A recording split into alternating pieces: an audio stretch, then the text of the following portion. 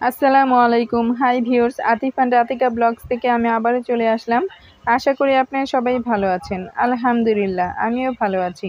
কাছে দূরে যে যেখান থেকে আমার এই ভিডিওটা দেখছেন, ভালো লাগলে প্লিজ লাইক, কমেন্টস এবং সাবস্ক্রাইব করে পাশে থাকবেন।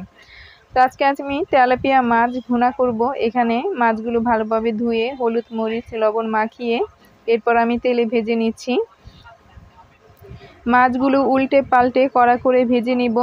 যখন মাছগুলো ভাজা হয়ে যাবে উঠিয়ে আমি এই যে এইখানে আরেকটু তেল দিয়ে কিছু পেঁয়াজ ভেজে নিচ্ছি। কাঁচা ভাবটা যখন চলে যাবে তখন এই পেঁয়াজটা যখন নরম হয়ে আসবে তখন এর মাঝে সামান্য পরিমাণ আদা রসুন বাটা, হলুদ মরিচের গুঁড়ো, ধনিয়া গুঁড়ো, স্বাদ মতো লবণ আর একটু পানি দিয়ে মশলাটা আমি ভালোভাবে কষিয়ে নিব। তো মশলাটা ভালোভাবে কষানো হয়ে গেলে তখন কিন্তু আমি মাছগুলো দিয়ে দিব। দেখতেই পাচ্ছেন মশলার মধ্যে আমি একটু পানি দিয়ে এরপর ভালোভাবে কষিয়ে নিচ্ছি। তো যেই প্যানের মধ্যে আমি মাছটা ভেজেছি সেটার মধ্যেই কিন্তু এই ভুনাটা করে নিব। আর ভুনা বলতে একদম শুকনো শুকনো একটা ভুনা হবে, ঝোল থাকবে না। তো আমি কিন্তু হলুদের পরিমাণের চাইতে মরিচের পরিমাণটা বেশি দেই। আমার সবগুলো তরকারির মধ্যে একটু ঝাল ঝাল করে রান্না করি। তো যখন মশলাটা ভালোভাবে কষানো হয়ে গিয়েছে তখন কিন্তু আমি মাছগুলো দিয়ে দিলাম। আর আমার বাসায় তেলাপিয়া মাছ ভাজাই পছন্দ করে। আর যদি ভুনা করি এইভাবে শুকনো টাইপের কিন্তু ভুনা করতে হবে, না হলে কিন্তু খাবে না। আর এই তেলাপিয়া মাছ কিন্তু কড়া করে আমি যেইভাবে ভুনা করলাম সেইভাবে যদি ভুনা করেন, কড়া করে ভেজে এরপর এই ভুনাটা করলে কিন্তু খুবই ভালো লাগে। এই যে আমি মাছগুলো দিয়ে মশলার মধ্যে এরপর উল্টে দিয়েছি একবার করে, আর একটু সামান্য পরিমাণ পানি দিয়ে দিয়েছি। আর এই পানিটা কিন্তু সম্পূর্ণ শুকিয়ে যাবে, তখন কিন্তু আমি নামিয়ে ফেলবো। তেলাপিয়া মাছ এইভাবে রান্না করে খেয়ে দেখবেন, একটু যারা ঝাল পছন্দ করেন তারা একটু ঝাল ঝাল করে এইভাবে রান্না করে খেয়ে দেখবেন, খুবই ভালো হয়, মজার হয়। আর এইখানে আমার খুব পছন্দের একটা তরকারি রান্না করব আজকে, বরবটি তরকারি। আমার কিন্তু এই তরকারিটা খুবই পছন্দ। তো অনেক দিন পরে কিন্তু রান্না করছি। তো এই বরবটিগুলো একটু বড় বড় সাইজের করে কেটে, আর এটার মাঝে আমি 3টা আলুও দিয়েছি ছোট ছোট করে কেটে।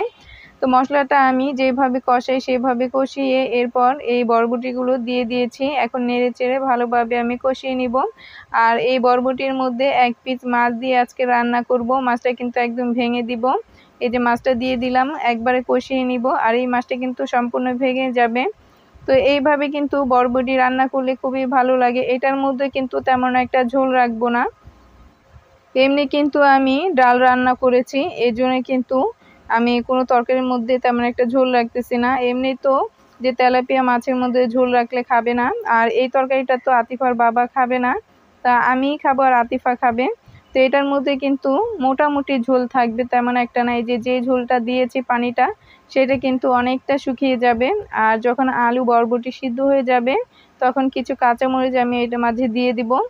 এরপর যখন সম্পূর্ণ রান্না হয়ে যাবে আমি নামিয়ে ফেলবো। এই যে প্রায় হয়ে গিয়েছে, আর কিছুক্ষণ রেখে এরপর আমি নামিয়ে ফেলবো।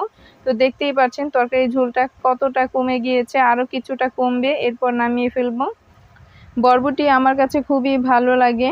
এইটা যেভাবেই রান্না করি, যে এমনি কিন্তু ভাজি করা যায়, যে আলুগুলো সুন্দর করে পোলে ওই ভাজির মতো যেভাবে ভাজি করি সেইভাবে ছোট ছোট করে আলু কেটে এরপর বড়গুলো ছোট ছোট করে সাদা ভাজি যে করা হয় কাঁচামরিচ দিয়ে, সেটা কিন্তু খুবই ভালো লাগে।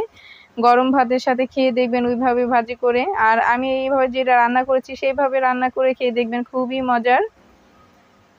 তো রান্না বান্না শেষে আর দুপুরের দিকে কিন্তু গরমের মধ্যে কিন্তু বেশি কারেন্ট চলে যায়। তো আতিফা কারেন্ট যখন আমাদের চলে গিয়েছে তখন কিন্তু বারান্দায় বসে এগুলো আঁকিয়েছে। আতিফা আর আতিকা দুইজনেই বসে বারান্দার মধ্যে খেলতেছিল। আর আতিফা অনেক কিছু সুন্দর সুন্দর আঁকিয়েছে, সেগুলোই আপনাদের সাথে আজকে শেয়ার করব। আতিফা কিন্তু অনেক সুন্দর করে আঁকাতে পারে, লিখতে পারে। এই যে এখানে পতাকা যে আঁকিয়েছে, আমাকে বলতেছিল আম্মু এখানে এসে ভিডিও করো, তো আমি সেটাই করলাম। তো অনেক খুশি হয়েছে যে ওর জিনিস। আর বাচ্চারা যেটাই করুক না কেন একটু প্রশংসা করবেন, প্রশংসা করলে কিন্তু বাচ্চারা আর উৎসাহিত পায়, অনেক খুশি হয়। আমি কিন্তু সবসময় তাই করি, যে আতিফা কোনো কিছু করলে আমি কিন্তু বলি যে অনেক সুন্দর হয়েছে, তাহলে ও দেখি যে সেটার প্রতি আরো বেশি আগ্রহ হয়। বাচ্চা মানুষ যেভাবে আঁকিয়েছে আমার কাছে কিন্তু খুবই ভালো লেগেছে, যে ওর মেধা দেখে, যে ও কিন্তু আরও যখন আরও বড় হবে আরও সুন্দর সুন্দর করে অনেক কিছু আঁকাতে পারবে। আর ওই পাশে অনেক কিছু করেছে, সেগুলো দেখাচ্ছি। আর গরমের মধ্যে কারেন্ট গেলে একটা কি সমস্যা হয়, আমার তো খুবই বিরক্ত লাগে যে গরমটা একদম সহ্যই হয় না। যা রান্নাঘরে গেলে কিন্তু অনেক সময় আমি ফ্যান ছেড়ে রান্না করি, কিন্তু চুলার তাপ অনেক সময় লাগে না, এই জন্য ফ্যান আবার অফ করে দিই, আবার কাটাকাটি করে তারপর কিন্তু আমি রান্না করি।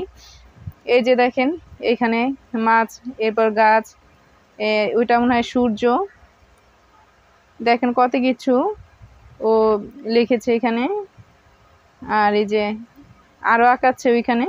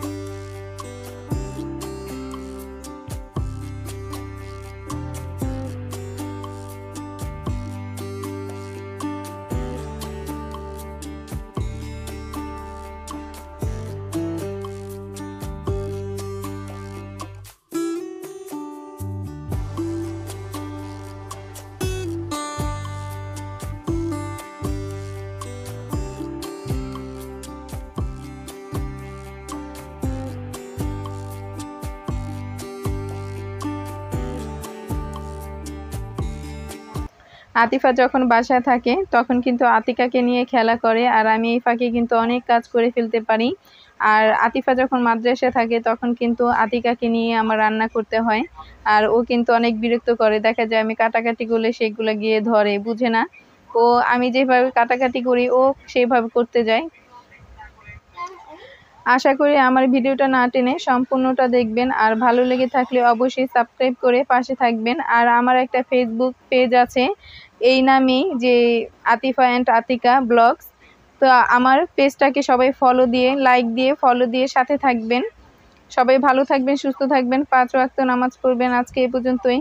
আল্লাহ হাফেজ।